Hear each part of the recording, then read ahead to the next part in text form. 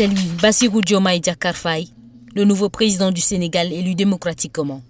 Il a remporté le scrutin avec 54,28% des voix selon les résultats définitifs de la Cour constitutionnelle, soit 2 434 751 voix, soit plus de la majorité absolue des suffrages exprimés.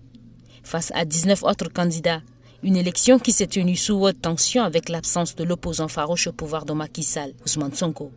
L'issue pacifique de cette élection est saluée par la communauté internationale et le Tchad se veut aussi d'organiser une élection post-transition de la paix et la transparence. La présidentielle sénégalaise ne peut pas être comparée à la présidentielle tchadienne pour plusieurs raisons. La première raison, c'est la vitalité de la démocratie sénégalaise qui contraste avec la grande faiblesse de la démocratie tchadienne, si on peut considérer que c'est une démocratie. Le deuxième élément, c'est la grande force des institutions. Figurez-vous, le ministre de l'Intérieur qui a présidé à l'organisation de cette présidentielle sénégalaise, c'était l'ancien directeur de cabinet de Macky Sall, qui est nommé ministre de l'Intérieur 2 semaines avant la présidentielle. Ce qui n'a pas empêché qu'il se départisse de sa casquette de politicien pour organiser le recensement des votes et consacrer la victoire de celui qu'on peut considérer comme étant le pire ennemi de son camp politique. Donc il y a une certaine vitalité des institutions au Sénégal et puis il y a aussi une mobilisation populaire au Sénégal qui devrait peut-être être différente de la mobilisation populaire au Tchad. 10 candidats sont en lice pour cette présidentielle prévue le 6 mai, dont le président de transition Mahamat Idriss Déby Itno et son premier ministre Masra Succès.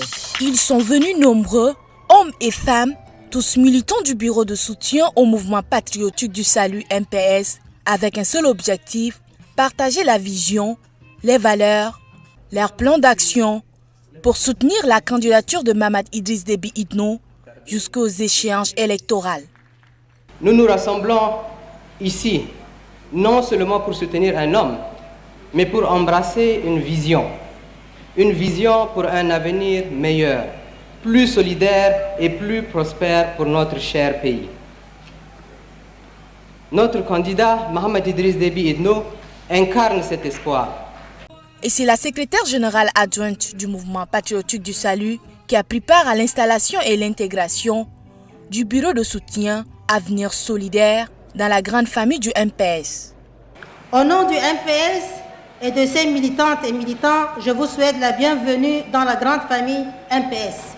Votre engagement aujourd'hui à défendre et à soutenir le MPS représente une énergie nouvelle qui permettra à notre parti de relever les défis qui lui confèrent sa qualité de parti leader. Je reste convaincu qu'avec votre courage, votre détermination et votre militantisme exemplaire, nous parviendrons à de bons résultats, tant pour le MPS que pour les intérêts des membres et sympathisants de votre illustre bureau de soutien.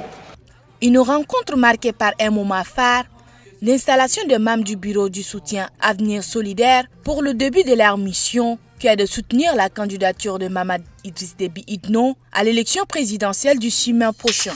Concrétiser l'une des recommandations du dialogue national et inclusif, qu'est le désarmement, la démobilisation et la réintégration des politico-militaires, est le but recherché à travers le projet PREDDR.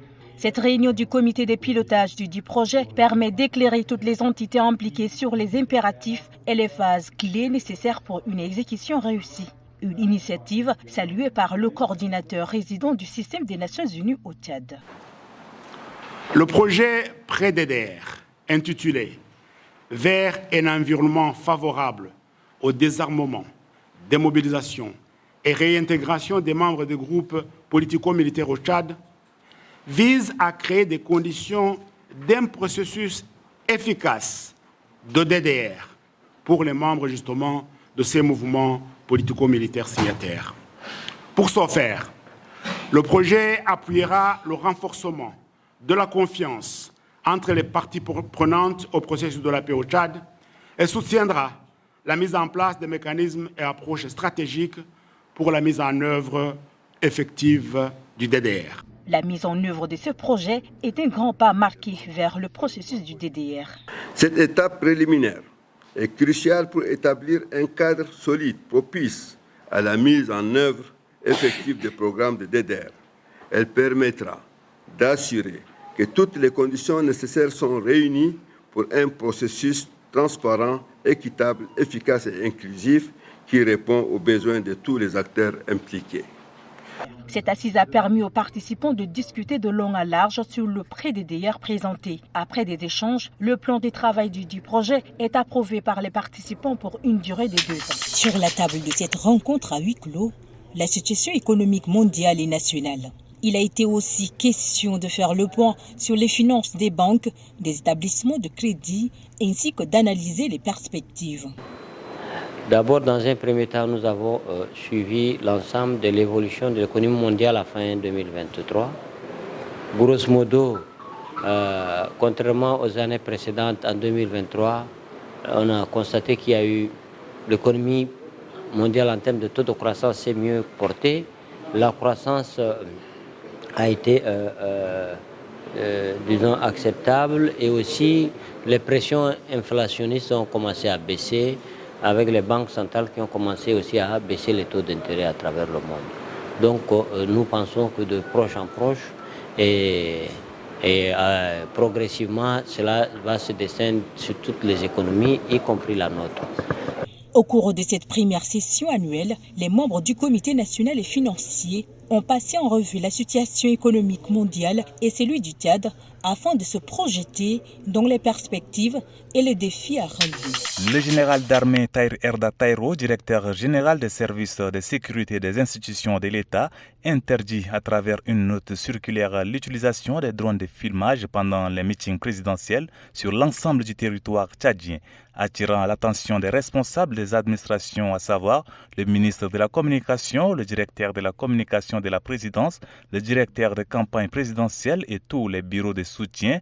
Le général d'armée Tahir Erda Taïro souligne que toute violation à cette note circulaire exposera les contrevenants aux sanctions prévues par les textes en vigueur.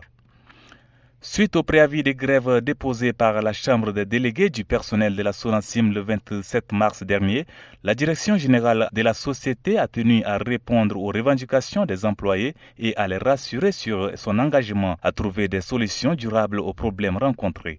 La direction générale reconnaît la légitimité des revendications des employés concernant l'immatriculation et la déclaration à la CNPS, les échelons et catégorisations des employés, les retards de salaire ainsi que la prise en charge sanitaire. Malgré les défis de trésorerie auxquels la société est confrontée, la direction générale affirme mettre tout en œuvre pour résoudre ces problèmes dans les meilleurs délais.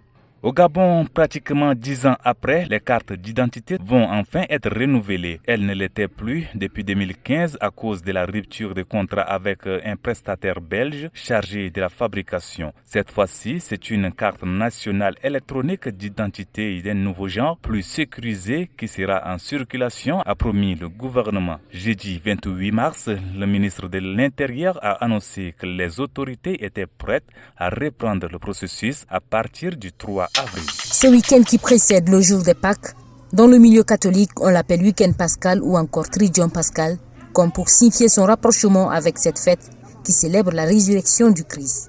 Mais l'abbé Madou, curé de la paroisse Saint-Isidore Bakandia de N'Djamena, explique encore davantage le sens de ce groupe de mots.